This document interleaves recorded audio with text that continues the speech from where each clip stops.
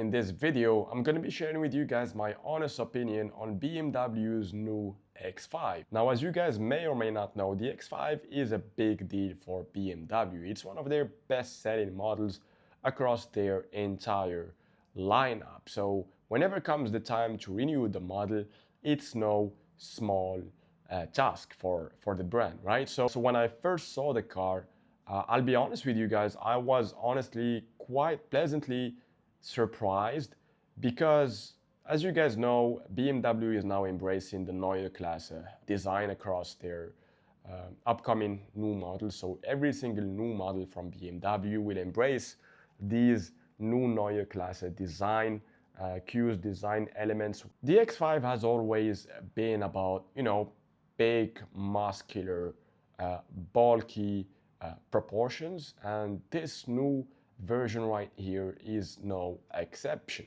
And I think this is exactly the kind of design that starts growing on you with time, whether on the exterior or on the interior. But I think the X5 iteration of BMW's new Neue Klasse, and I wouldn't be surprised to see a lot of people that probably do not share my opinion and don't find this design as appealing as I do. I wouldn't be surprised at all if they change their mind a couple months from now. Now, it's one thing seeing a car on videos and it's another seeing it in real life.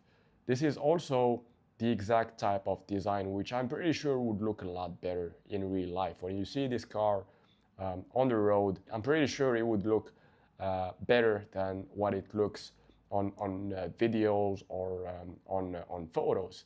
So pretty much everything in this new X5 has been redesigned from the ground up. It gets vertical kidney grills, that's the headline, obviously.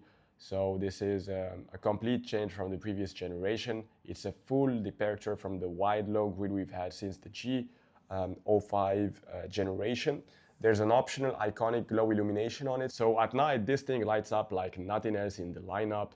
The DRLs get this new switchable XX signature, which you can actually change the light pattern of in your iDrive system. That's a small detail, but it's the kind of thing that makes an SUV instantly recognizable in a parking lot from 200 meters. Overall, the silhouette is more monolithic. It's got cleaner surfacing, less of the fussy line work BMW was doing for the last few years. It looks like it belongs in the same family as the new 3 Series and i3 sedan. Whether that's a compliment depends on how you feel about the Neue Klasse look. But as far as I'm concerned, I think that BMW did a very, very good job embracing the new Neue Klasse design language with the brand new X5. So the main exterior design elements which really caught my attention and which I honestly quite like are the front headlights, okay? I love the design of the front headlights with the new XX design. So BMW has always been at the top of their game when it comes to daytime running lights with the Corona rings, and now we have these new XX shaped DRL. So yeah, it's not a surprise really. We also get these illuminated taller kidney grills which are narrower width-wise, which give the car a very special presence. Now let's move to the side of the car right here, which is quite interesting and I quite like. Honestly, I like how flush the doors are. They are completely flush. There's no door handles whatsoever, which gives the car a very clean and flush side look, which I'm a big fan of, honestly. And I also like the design of these new door handles, which look like aerodynamic elements, which give the car really sophisticated and sporty look. Not to mention the new wheel design, which is also very nice.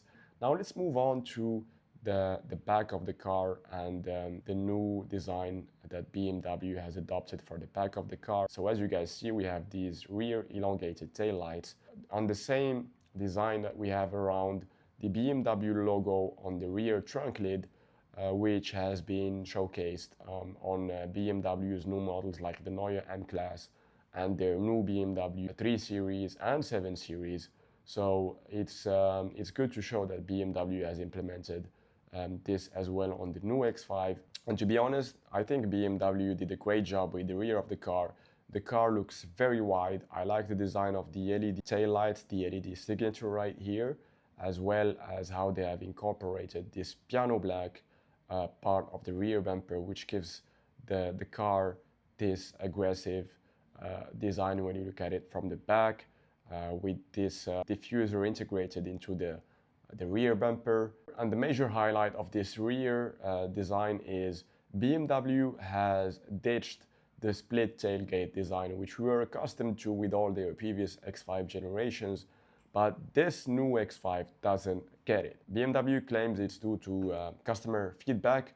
Now, I'm not sure what type of customer feedback would make BMW change the entire concept that the X5 got us accustomed to when it comes to their rear tailgate design.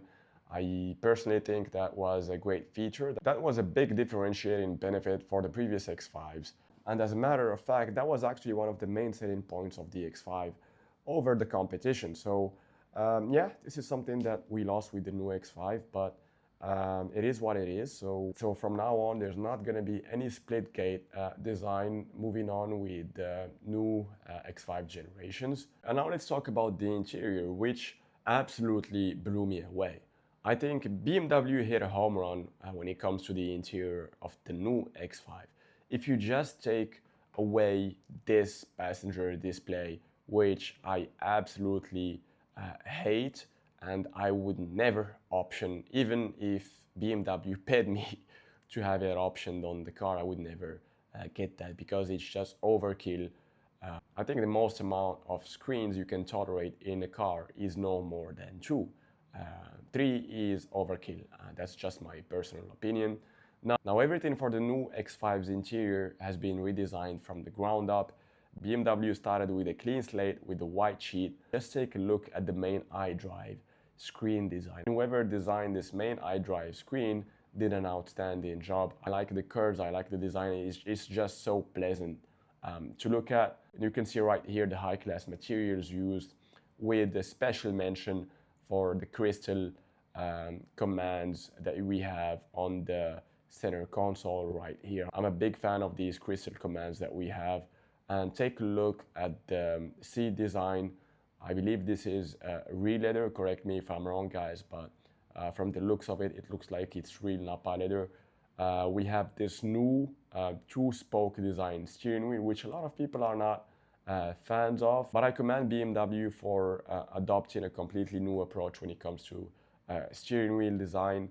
The car gets double sunroof, one at the front, one at the back, and overall it's a high-class interior with a lot of high-quality materials.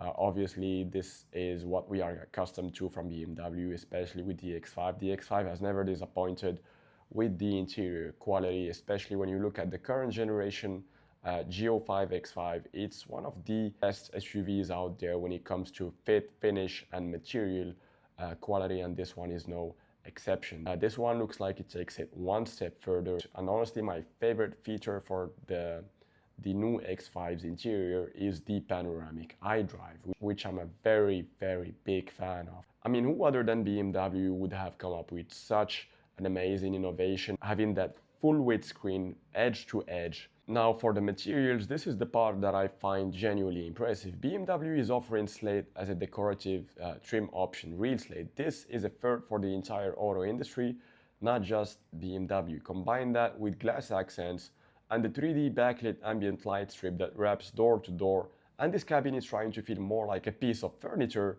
than a car interior. You also get Alcantara as an option on the M Performance model. You get Alcantara wrapping around the bottom section of the center console, as well as the door trim. Gesture control is no longer available. It's gone with this new generation X5. So that's a shame really, but I don't think that's a big deal honestly, because I've always questioned, you know, the real utility of that feature. Now this is the part that separates the X5 from everything else.